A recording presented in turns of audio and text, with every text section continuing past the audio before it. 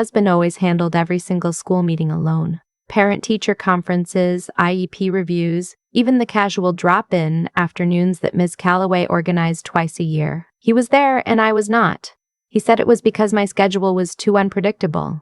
I worked remote customer support for a healthcare software company, shifts that sometimes bled past 5, sometimes past 7. He said he didn't want me rushing, stressed, walking in late, and embarrassing ourselves. He said he had it covered. He always said he had it covered. And I believed him. That's the part I keep coming back to. Not the lies themselves. It's how completely, how willingly, I believed every single one. His name was Kent. We met at a work happy hour when I was 27, and he was the kind of man who remembered small things. The name of your childhood dog, the coffee order you mentioned once in passing. He remembered everything. I thought that meant he cared. I didn't understand yet that it also meant he was paying attention for other reasons. We had one daughter, Penny. She was 6 years old, with 2 missing front teeth and an obsession with drawing horses on everything she could find. Napkins, the back of mail envelopes, her own forearms when she thought I wasn't looking. She was the best thing I had ever done with my life, and I say that knowing how ordinary it sounds. Every mother says it. I mean it in a way that still makes my chest ache when I think about that year. Kent handled everything for Penny's school because, he explained early on, it was his way of contributing. I worked full-time. He had taken a partially remote consulting position that gave him flexibility. He picked her up 3 days a week. He went to the school. He talked to the teachers. I was grateful. I told my sister it was rare, a husband like that, so involved. My sister had met Kent twice and said very little about him both times. I should have noticed that. The first thing that unsettled me was small enough that I almost let it go. I was folding laundry one Tuesday in October and found a permission slip in Penny's backpack, a field trip to the nature center, due the following Monday. Standard stuff. I signed it, put it on the counter, told Kent when he got home. He looked at it for a moment, said he'd already handled it, that her teacher had sent a digital form 2 weeks ago and he'd submitted it online. I held the paper slip in my hand. He said the school sometimes sent double reminders. He said not to worry about it. I put the paper in the recycling bin. I told myself it was nothing. But something had shifted, the way furniture shifts 2 inches to the left. You can't say exactly when it happened, only that the room feels wrong now. I started paying closer attention. I noticed that I had never once spoken to Penny's teacher, not in 2 years at that school. I told myself that was Kent's thing, his domain, and I hadn't needed to. But when I tried to remember, had there ever been a school event I attended, a recital, a bake sale, anything, I came up mostly empty. Kent always had a reason. Work conflict. You were exhausted that week. I told them you had a family obligation. I had him pushed. I had let him manage it, and I had called that trust. In November, I decided to go to the conference myself. I didn't tell Kent. I told myself it wasn't about hiding it from him. I just didn't want an argument. I looked up the school's website, found the conference sign-up portal, entered Penny's student ID from a form I'd photographed in her folder. My name populated automatically. Nora Albright, that was me. I had a slot at 3:45 on a Thursday. I rearranged my shift, told my supervisor I had a family appointment, and drove to Clearwater Elementary for the first time. The front office receptionist, a woman named Linda who had one of those elaborate desk plant collections that spill off every surface, looked up when I signed in. She checked her screen. She asked me to spell my last name. I did. She looked at the screen again, then at me, and smiled in a way that was careful. Professional.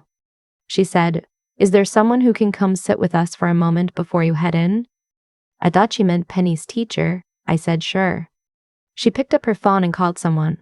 I stood near the desk with my coat still on, reading a laminated poster about the school's anti-bullying pledge, thinking about nothing in particular. The vice principal came out of the back office. Her name was Miss Dreyer. She was in her 50s, with reading glasses pushed up on her head, and an expression I would later describe to my sister as carefully neutral. She shook my hand. She asked if I wanted to step into her office. I said, "Is something wrong with Penny?" She said, "Penny is doing wonderfully. She's a bright, imaginative little girl. There's something I'd like to discuss with you. If you have a few minutes." I sat down across from her desk. There were student drawings tacked to a corkboard behind her. I looked for Penny's horse drawings and found 2 of them, and for a second I felt a purely uncomplicated surge of love. Then Miss Dreyer said, "Mrs. Albright, are you aware that your husband enrolled Penny in the school under a modified family record?" I heard the words. They didn't arrange themselves into meaning right away. She turned her monitor slightly toward me. There was Penny's student file, her name, her grade, her teacher's name, an emergency contact section that listed Kent first, and then a second line, under parent/guardian to status, where someone had entered 2 words I had to read 3 times before I understood them. Deceased. 2021. The room didn't spin. That's not what it felt like. It felt more like the floor dropped 1 inch, just 1, and I was still standing, but nothing felt load-bearing anymore. Ms. Dreyer said, "We became aware of the discrepancy last month when the district updated its family communication system and cross-referenced emergency contact records. We weren't sure how to handle it. We didn't want to cause alarm if it was an administrative error. But when I called your husband to ask about it, he said," she paused, "he said you were listed as deceased due to a system migration error from your previous district and that he had submitted a correction." I said, "Which district?" She said, "Maplewood, in Cincinnati." We had never lived in Cincinnati. I drove home in a way I cannot fully account for. I know I stopped at a red light on Fenwick and sat there for what was probably 30 seconds after it turned green because someone behind me honked. I know I called my sister from the parking lot of his CBS and said, "Something is wrong. I don't know what it is yet, but something is very wrong." And she said she was getting in her car right now. And I said, "No, not yet. Let me look first. Let me understand what I'm looking at." I went home. Kent was picking Penny up at 3:30. I had 50 minutes. I went to his home office, a room he called the study, that I had largely stopped going into because he kept it organized in a way that made me feel like a guest. Everything in labeled drawers, a whiteboard with color-coded project timelines. I wasn't looking for anything specific. I was looking the way you look when something is told you to look and you don't know why yet. The filing cabinet was locked. That was new. I hadn't noticed it was locked, or maybe I'd never tried. I went to his laptop. I knew his password from 2 years ago, the one he used for everything when we first moved in together, Penny's birthday, plus his college team abbreviation. He'd changed it. I tried 3 variations. On the 4th, an old password I remembered him using for his email during a trip, the laptop opened. I don't want to describe the next 18 minutes in detail because some of it is still in litigation and my attorney has been clear. What I can say is this: there was a folder on his desktop simply labeled admin. Inside it were documents. One was a life insurance policy, mine, taken out 18 months earlier, with a benefit amount that took my breath away. One was a saved draft of a notarized document that I didn't fully understand, but whose language included phrases like declaration of absence and presumptive death filing. And there was a folder of emails printed to PDF between Kent and a woman I had never heard of. Her name appeared in the email chain as a real estate contact. The emails discussed a property in Sedona, Arizona. The timeline of the deposits they referenced began 8 months ago. I sat on the floor of the study with my back against the filing cabinet and I breathed. Just breathed. In through the nose, out through the mouth, the way my therapist had taught me after a bad anxiety period 4 years ago. I wasn't anxious. I was something beyond anxious. Something very cold and very focused was happening inside me, the way water goes quiet before it hits a drop. I took photographs of the screen with my phone, every document, every email. 41 photographs. I put the laptop back exactly as I had found it, screen angle and all. I went to the kitchen, drank a glass of water, and texted my sister, "I need you to come tomorrow. Bring your car. Don't tell anyone." Kent came home with Penny at 3:45. Penny showed me a painting she'd made at school, a black horse on a yellow background, which she explained was running into the sun, not away from it, because it's brave. I held her for a moment longer than I usually did, and she said, "Mom, you're squishing me." And I said I knew. I was sorry. I dismissed her. Kent made pasta for dinner. He talked about a client call he'd had. He asked how my day was. I said it was fine. I watched his face and thought about the word deceased on a school computer screen, and I ate the pasta and I said nothing. That night, after Penny was in bed, I sat in the bathroom with the door locked and researched two things: what a presumptive death filing was and the name of a family attorney. A presumptive death filing is a legal process by which a person can be declared legally dead in absentia after a period of disappearance, typically between 5 and 7 years. But certain states have provisions that can shorten that timeline under specific circumstances. What I was looking at based on the documents I'd photographed was the early groundwork for exactly that. Kent wasn't planning to kill me. I want to be clear about that, because when I've told this story, that's where people's minds go. He was planning to make me invisible. He was going to manufacture a history in which I was absent, unreachable, then missing, then after enough time, legally gone, while he built a new life somewhere warm with a woman I'd never met, in a house whose deposit history I'd seen in 41 photographs on my phone. He needed Penny to be with him for that to work, and he needed me to have no legal standing to stop it. The life insurance policy was the part I still haven't fully processed. My attorney said it was likely exploratory, a contingency, not a plan. I have chosen to believe that because the alternative is something I don't have language for yet. My sister arrived on a Saturday morning while Kent was taking Penny to soccer.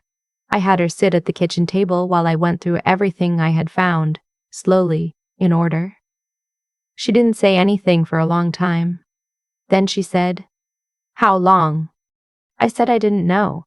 I said at least 2 years based on the insurance policy date, maybe longer. She said, "Where is your passport?"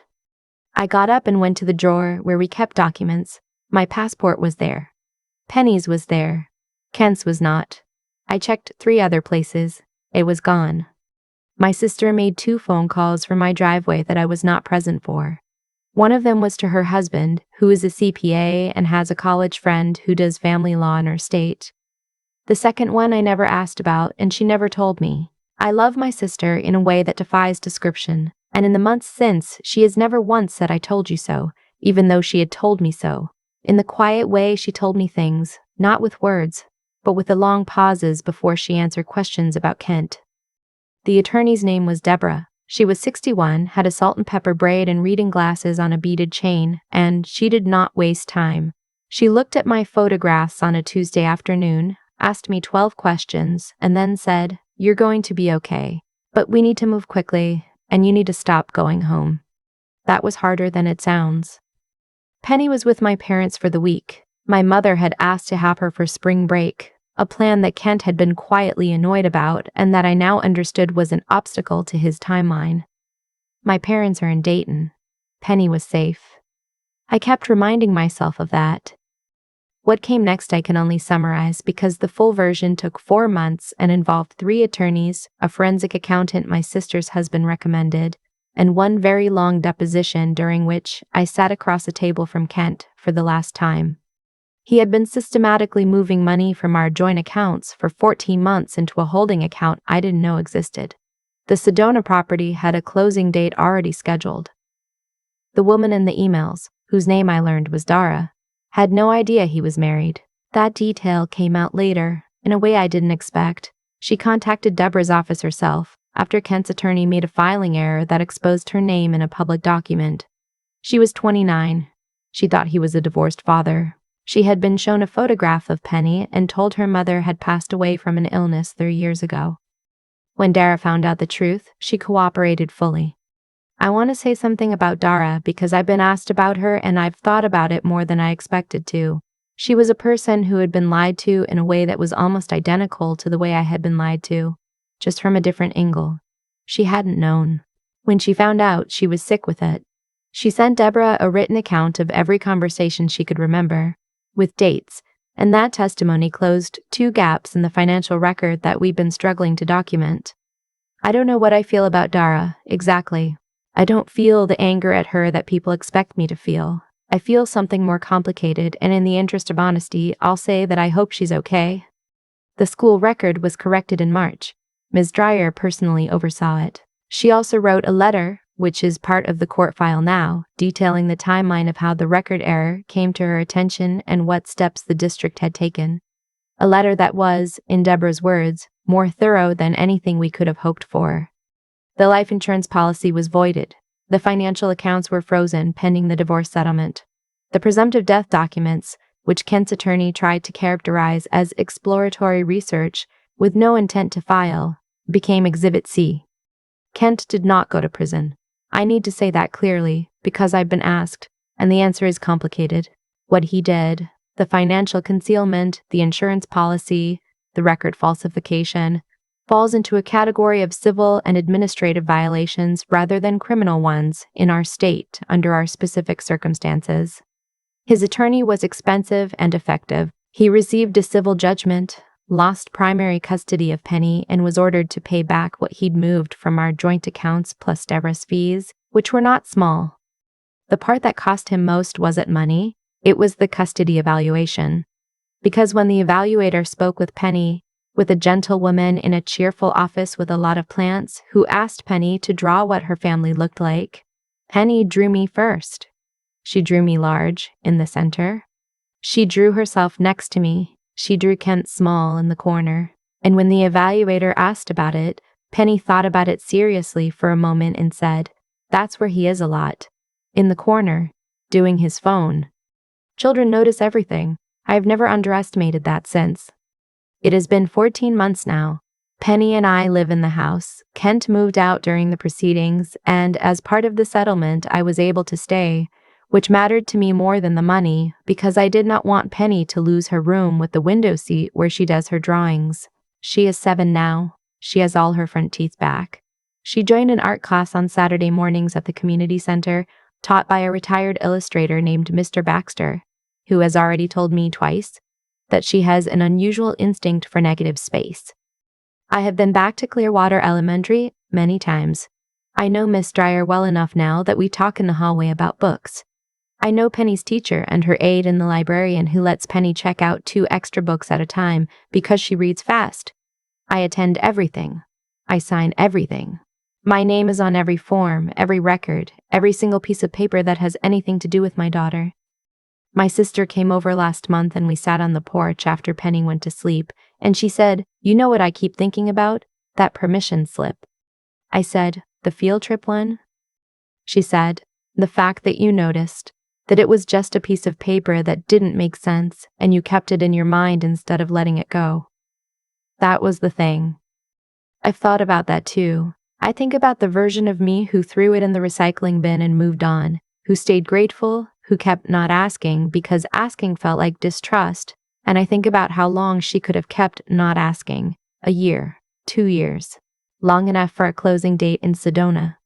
Penny brought home a drawing last week. I found it on the kitchen table when I got home from work, left for me the way she always leaves things she's proud of, centered on the table, turned to face the door so I see it immediately when I walk in.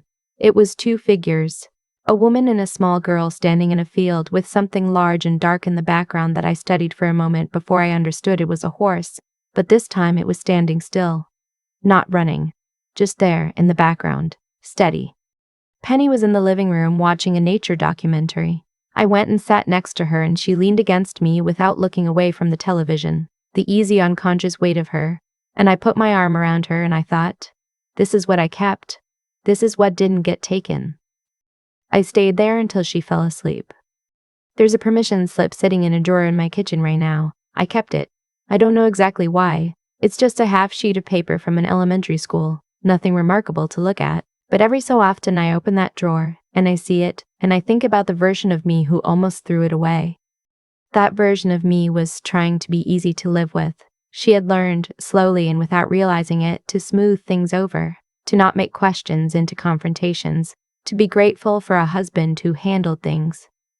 She had called that trust. She had called that partnership. What it actually was, I understand now, is what happens when you stop paying attention to the small things that don't add up. Because paying attention feels like accusation, and you don't want to be that kind of wife. Kent was counting on exactly that, not on my stupidity, on my decency, on the fact that I wanted to believe the best of him, And that's the part that took me the longest to work through, because the quality he exploited wasn't a flaw. It was something I still think is worth having. The difference I've learned is that trusting someone and surrendering your own clear-eyed attention are not the same thing. You can love a person and still notice when the room feels wrong. What I did that Thursday, driving to Clearwater Elementary without telling him, sitting across from Ms. Dreyer, holding the shape of what she was telling me even when it didn't make sense yet. That wasn't bravery in any dramatic sense.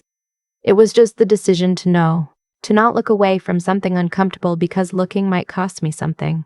As it turned out, not looking would have cost me everything. I think about Penny drawing me in the center of the page. She drew what was true, the way children do before anyone teaches them to be diplomatic about it. I had been in the center all along, in her world, in that house, in what actually mattered. And Kent had been quietly, methodically trying to move me to the margin. To the footnote. Eventually, to nowhere. He didn't succeed, and the reason he didn't is not luck. The choices I made in those 50 minutes while he was at soccer, the photographs, the careful replacement of everything exactly as I'd found it, the text to my sister, the call to Deborah, those came from something I had to build inside myself in real time. A cold, focused clarity. The decision to be smarter than my fear. That kind of steadiness doesn't come from nowhere. It comes from the small moments before the crisis. The times you chose. Honesty when it was easier to let things go. The times you asked a question even when you didn't want the answer. You practice it, or you don't, and when the moment comes you find out which. Penny is 7 now. I tell her the truths about things in ways appropriate for a 7-year-old. I tell her that noticing when something feels off is not the same as being difficult. I tell her that asking questions is not the same as causing problems. I tell her that the people who deserve your trust are the ones who don't need you to stop paying attention. She listened seriously the last time I said that, and then she asked if she could have a snack. I said yes. I made her a plate of apple slices and peanut butter, and I watched her eat them at the kitchen table, and I thought, this is what I was paying attention for. This exact ordinary moment. It was worth every hard thing.